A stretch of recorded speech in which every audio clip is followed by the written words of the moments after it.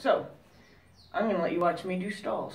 No, I'm actually going to talk to you about how I began. And I'm going to just kind of do it as a while I work sort of conversation. I'm not going to go back as far as, when the first time I ever was put on a pony or anything like that, but I'm going to start with when I realized that there's a market for natural horsemanship, and that they were calling it something. Because, see, when I was young, I figured out how to get my horse to do what I wanted her to do by kind of playing little psychology games with her. At 5 years old, did I know what psychology was? No. I don't mean that I sat down and said, okay, let's see, I'm going to do a psychology experiment on this horse. No, but I did figure out that when I couldn't catch her, if I sat down with my back to her and pretended to cry, she would come over eventually to see, what my deal was. So I learned that I can kind of manipulate my horse by my body language, by my actions, by my mood. So I gradually learned that it was very easy to work with horses using kind of techniques that evolved from that particular moment, or that particular technique I used with my horse when I was just 5 years old. I spent a lot of time with horses on the ground by choice. As I was going through my youth riding, I did ride as part of a show team, and I did travel a lot and showed quite a bit, and ended up riding jumpers for a while, and I rode for a very well-known man who is also a very well-known bit maker, and it was an experience. It was always something to learn. However, a lot of the things I also learned is human emotions take over in the way that animals are handled. Not that I didn't see it growing up, like people who yank on horses because, children who yank on horses because they've seen an adult do it. We're products of our environment. So, I probably did some things that, were more because I saw other people doing it. But as I got older and I realized that a horse didn't deserve to be yanked on just because I wanted to show it who's boss. And you heard that a lot when you were a kid, oh, you gotta show them who's boss and all that stuff. But I think that's so out of category, I guess you would say. Like, to show somebody who's boss doesn't necessarily mean that you're tougher. It means that you're more reliable in the position of leadership. So for me to show my horse who's boss back then meant being rough. And, you put them in their place, and you were rough with them and physically demanding of them. Well, as I got older, I realized that no, showing them who's boss is showing them that I am up for the job of leadership. I can protect you when you need to be protected. I can guide you when you needed to be guided. And I can educate you when you need to be educated. That's what ended up being show something who's boss, show a horse who's boss, show a horse that I am up for the job of leadership. Not that I can be rougher with you than I was 5 minutes ago because you didn't do what I wanted. And often when horses don't do what you want them to do, it's through lack of understanding of what you actually want, not so much lack of understanding or genuine understanding and then just defiance. A lot of times you don't find horses are as defiant as people seem to believe. Horses just want to be left alone. They just want to them, comfort and reward is actually being left alone. It's actually being,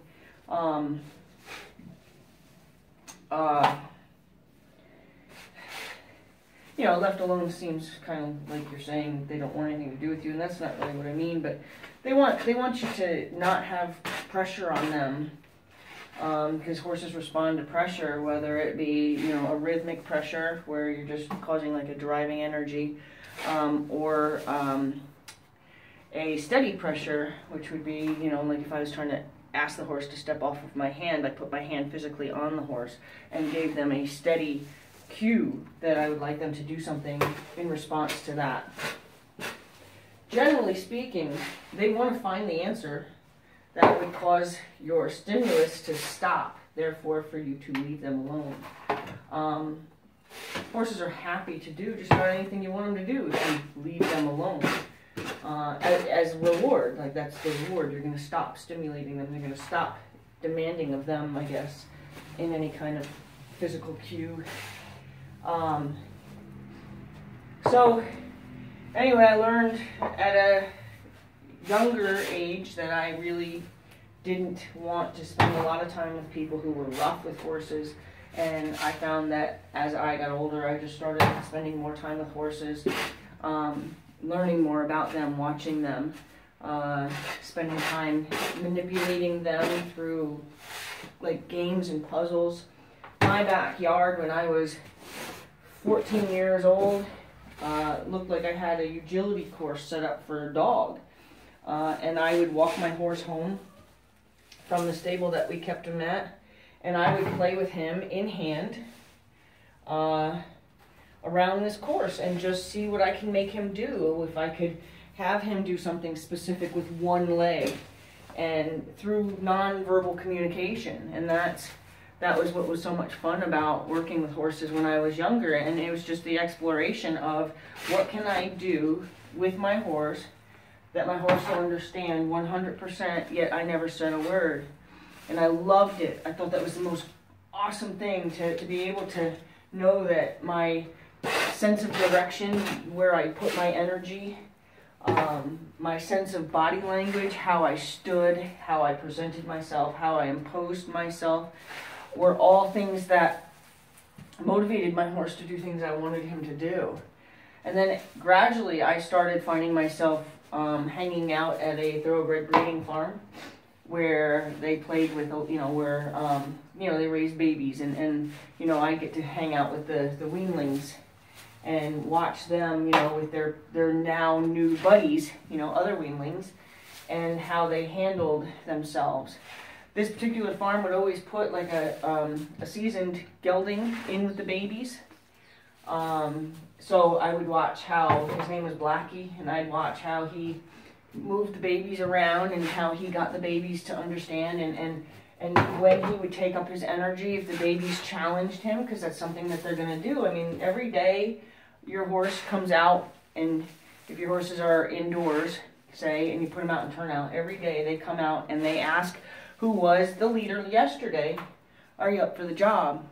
Because there's days that they're not. I mean, I have a whole story about a horse named Cowboy who was always the leader, and he was hanging out with the lowest man on the totem pole. And I noticed that there was something strange about that, because, hanging out with the low man doesn't seem like he's living up to his side of the job today.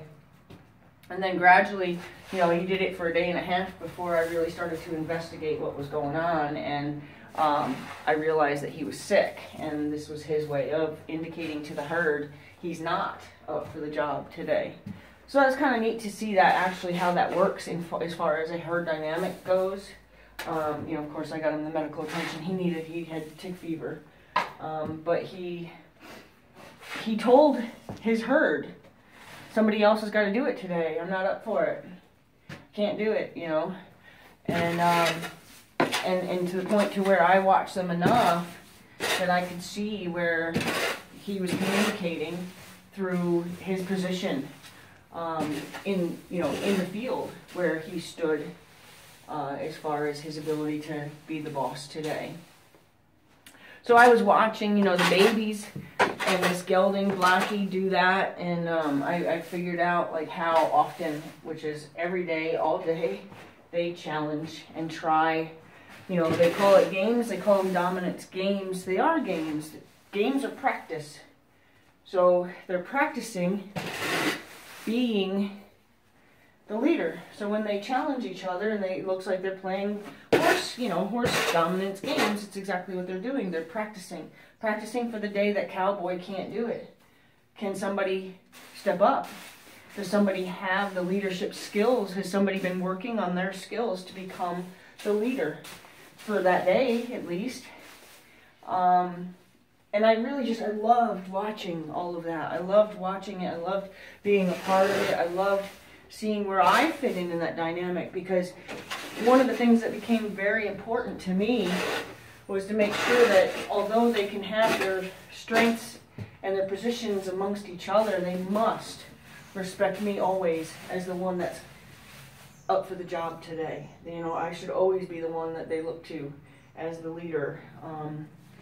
Especially when it's, you know, when I was to go out, say, to go get Cowboy, for example, you know, I needed to know that whoever took the job that day didn't challenge me.